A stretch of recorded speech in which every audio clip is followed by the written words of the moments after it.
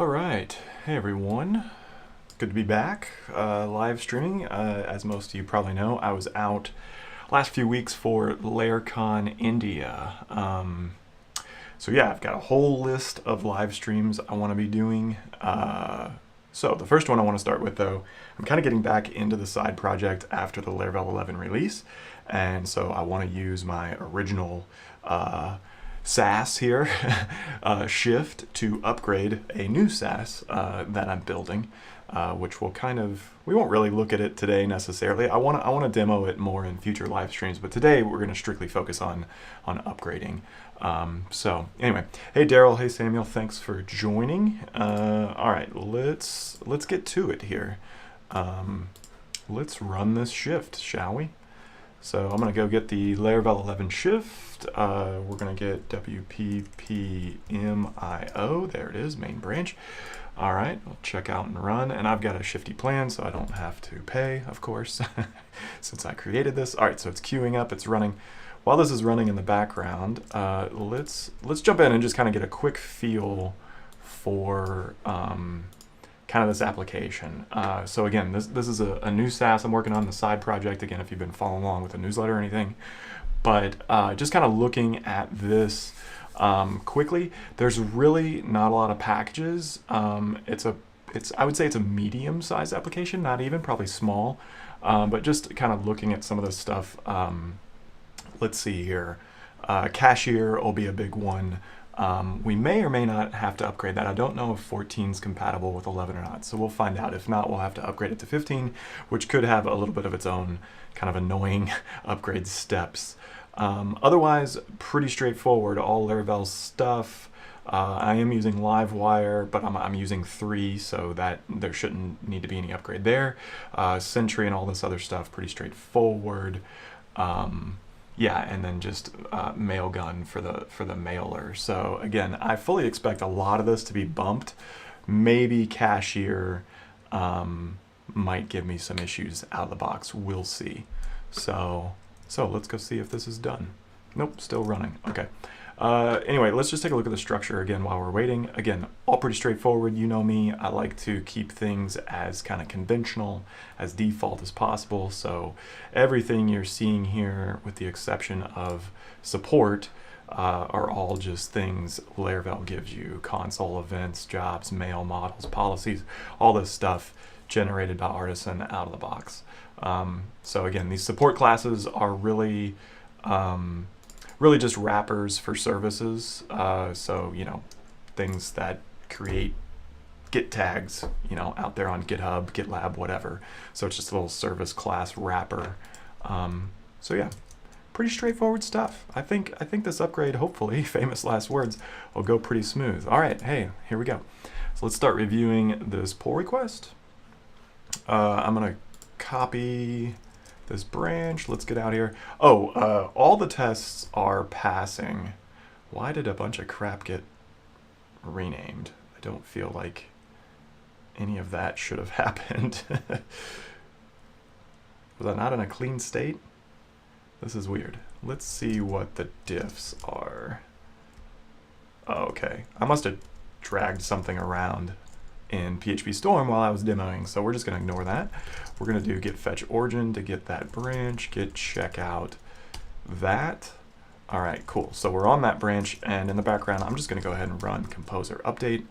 Again, I kind of expect this to fail, but let's let that run in the background. So let's just kind of review these. We've got remove unnecessary model properties. So nice, pretty straightforward. I think with like Laravel 9, you don't have to specify these anymore. They're just guessed so long as your factory and model name kind of line up in the hierarchy. So that's kind of nice. Took all those out for us. Thank you, Shift. Here's the big one. Laravel 11 is going to go in. Laravel 11 no longer includes all of kind of the core files that you're used to in an old, new Laravel application. So if Shift finds that these are simply the default versions from Laravel 9 or 10, it's going to remove them, or it's going to remove them if it knows that it can rebuild those in Laravel 11. So we're going to trust that for now. Shift core files, let's see what we got here. So yeah, just updates index, no problem. I wasn't customizing anything there.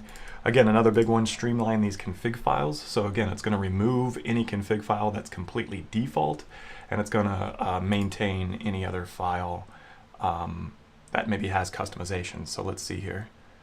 So it keeps this migration thing. This is actually a pretty critical change in Laravel 11. You'll end up with some problems if you don't disable that. So most of these got removed, and it seems like my S3 bucket was customized in some way, so that got saved. That's fine.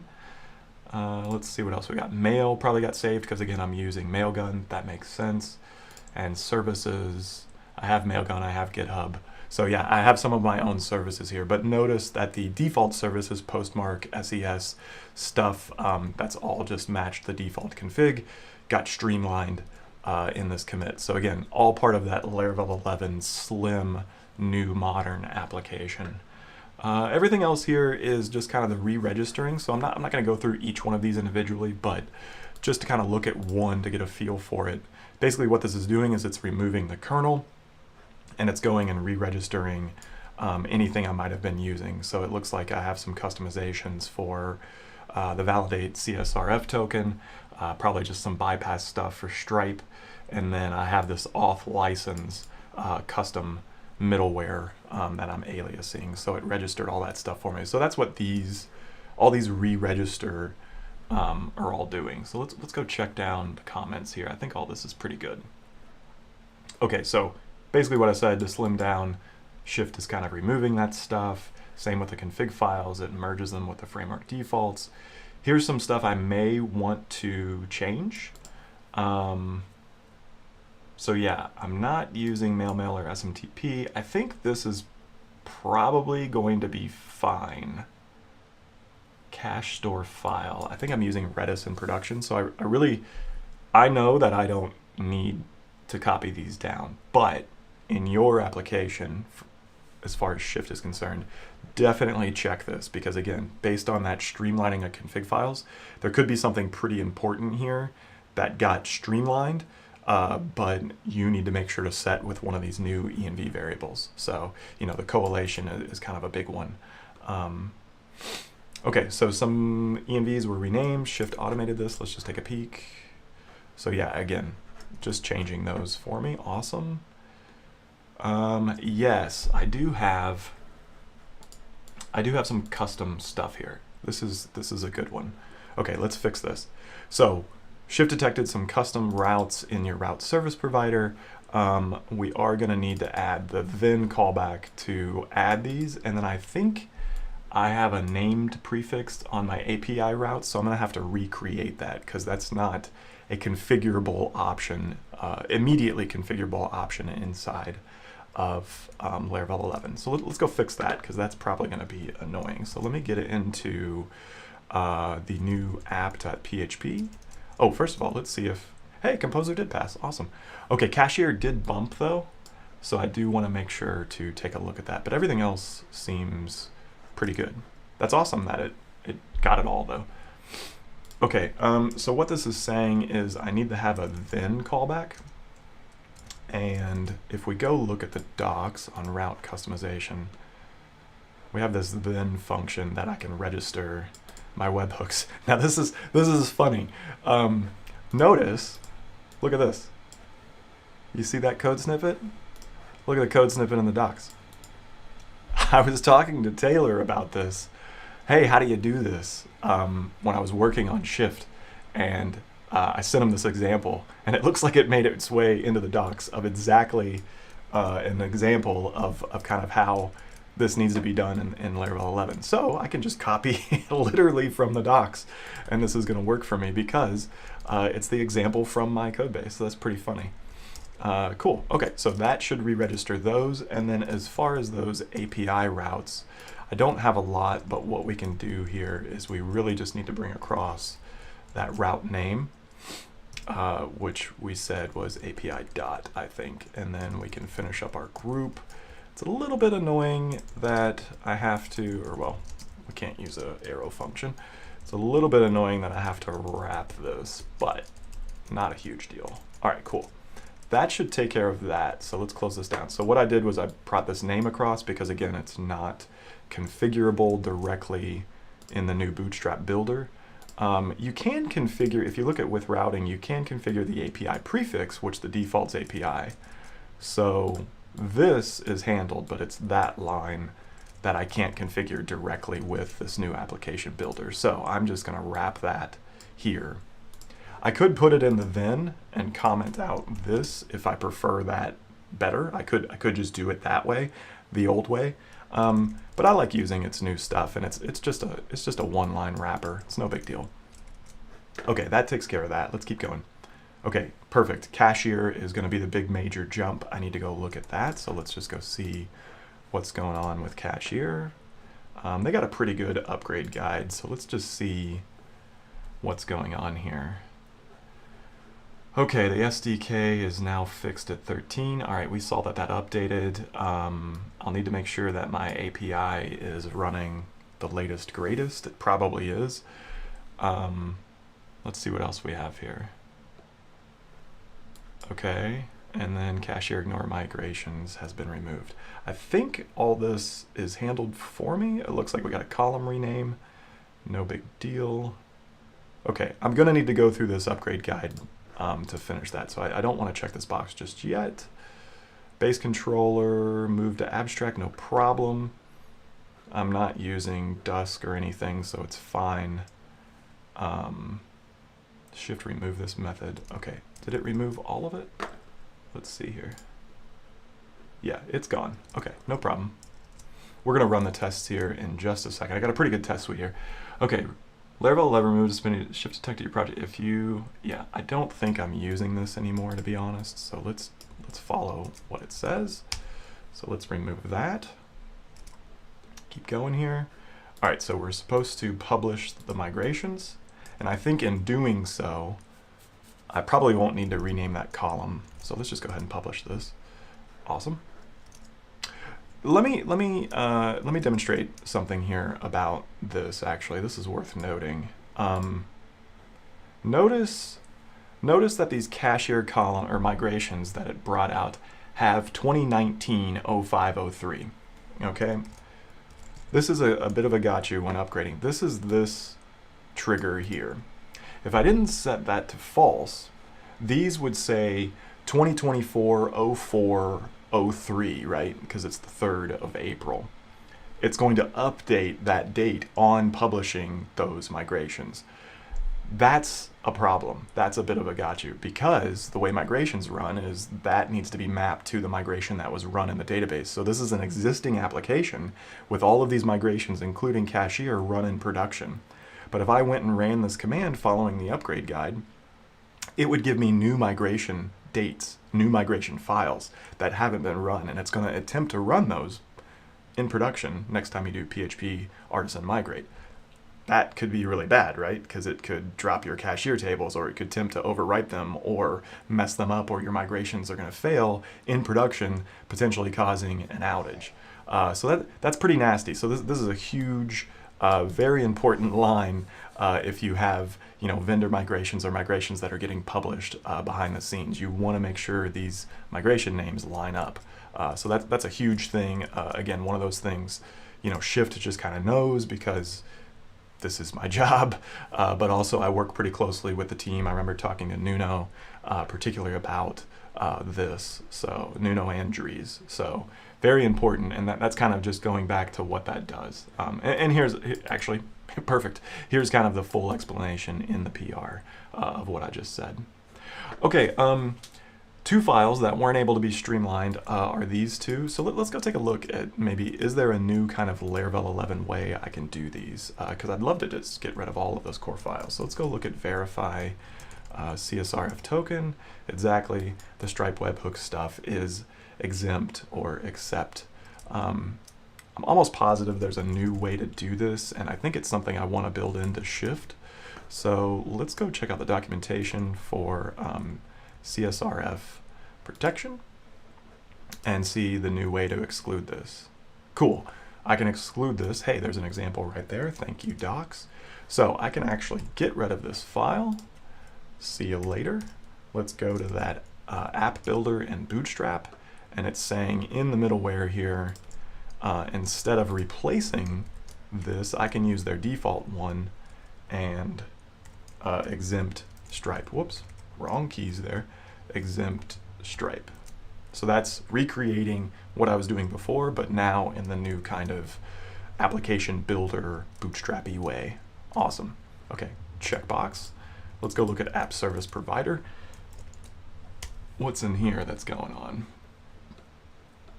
So we got some whitelisted stuff here. I wonder why it wasn't able to pull that across. Oh, I have this private method. I'm okay with leaving the auth service provider for now. I think in a modern Laravel application, what the documentation would tell you to do is to kind of boot this stuff here. So you would have maybe like, and Spassy does this a lot in their packages if you've ever looked in, but they would have something like a boot auth, and they would move, you know, these gates all in app service provider. I can do that. There's no problem. I can do that after the fact, but I don't need to do it right now as part of the upgrade. But I think if I really wanted to push to feel like a Laravel 11 application following the documentation of how they would now recommend doing that, that's kind of what they would do. All right, let's see if we can run the test here in a second. Okay, let's see where we are. I'm hearing some comments. I'll check that out in just a second. I'm all over the place here. Okay, I don't need to worry about that. I don't need to worry about the Symfony components, I don't believe. I'm not using MariaDB, but there's a new driver. If you are, I'll do that on, and now we're at the bottom. Awesome. Okay, so I fully expect my tests to fail because of all the stuff that we're missing. So, all right, let's see what's going on here. Hemp. Hey, Hemp, how's it going, man? Can also use the new validate CR accept, which is great for third-party apps. Oh, I got you. Yeah. Okay, so I could actually, I think what you're saying is in Bootstrap, I don't have to do it. Whoops, I don't have to do it this way. There's also like a validate CSRF token exempt. I could actually pass it in this way is what you're saying. Awesome. Yeah, that's pretty nice because I could do that from like my app service provider, I presume, right? Because it's just a static method. So I'll leave it here for now because that's just what the docs are.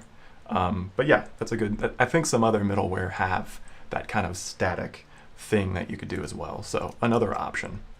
Okay, I think we're in a place now where I can run this. If it all passes, then we're good to go. Seeming good.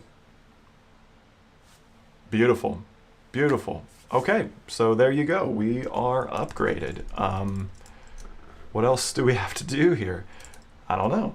Let's just do a git add dot, git commit dash m, shift to Laravel 11.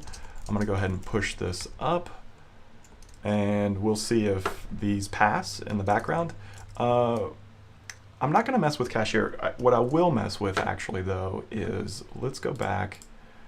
Let's go here. I just wanna make sure this is all bumped. I'm gonna go ahead and bump this to 8.3.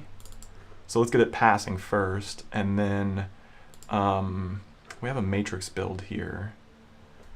I think what I'd like to do is, let's set this to 8.2 and 8.3 for the matrix build, and I'm fine with just being on Ubuntu latest. All right, I'm just gonna tweak this matrix build to kind of get all that stuff. I think the rest of this should be fine. So get this passing first. When that's green, I'm gonna push up this new bit here just to make sure to test on 8.2 and 8.3. I think the reason I'm doing both is locally, I'm running 8.3 to kind of test it out in my local environments, but production is still running 8.2. So I'd like the GitHub Actions CI to test both. So just kind of modernizing those. So lint 8.3 because that's what I'm developing on, but we'll actually let the full test suite run on both environments. So as long as I wrote those matrix options correctly, that should be good. So let's just do git add dot, git commit dash m, bump GitHub actions environment. All right. Hopefully those pass here. Oh, hey, there we go. Awesome. So we're green locally and green in the CI, which is more of a mirror of production. I'm going to go ahead and push that. We'll give that another, minute and a half to run. And in the background, I'm just going to double check this stuff here. I don't think I'm calling ignore migrations anywhere. Let's find out. This would have been a new project. Typically, I only ignore migrations in old projects because, I've piecemealed them along over the years and I can't just take their new stuff. So I think I'm okay here. There's no ignore migrations for Cashier. So I think that step's fine. We did publish these. There's probably no reason to rename the column since I published it. So let's go check. Subscriptions table. Yeah, string column type. We're good. Okay, so really, all that needs to happen here is I just need to make sure that my webhooks and Stripe API are running the versions required for 15. And again, this is a new SaaS product. I don't really have any current subscriptions or anything, and it's only soft launched, so I feel like I could just go toggle these, but I don't want to get into like the Stripe dashboard on a live stream, so I think we're good. We've proven that everything ran locally. We just got all 3 checks passing, so 8.2 and 8.3 are good. And technically, as far as Stripe's concerned, or as far as Cashier is concerned, it has been updated. I just now need to go make sure my webhooks are appropriate for production, which I can do when I push this live. So I'm going to go ahead and squash merge this, Laravel 11 shift. Boom, it is out in main, ready for deploy. So awesome. What we have on time here, 22 minutes with talking. So fully upgraded a medium-sized SaaS application with a couple of larger third-party packages in 22 minutes. Streamlined configs, streamlined app structure. Pretty nice. We even did a little bit of refactoring. So that's upgrading to Laravel 11 with Shift. Thanks, y'all. I'll see you next week.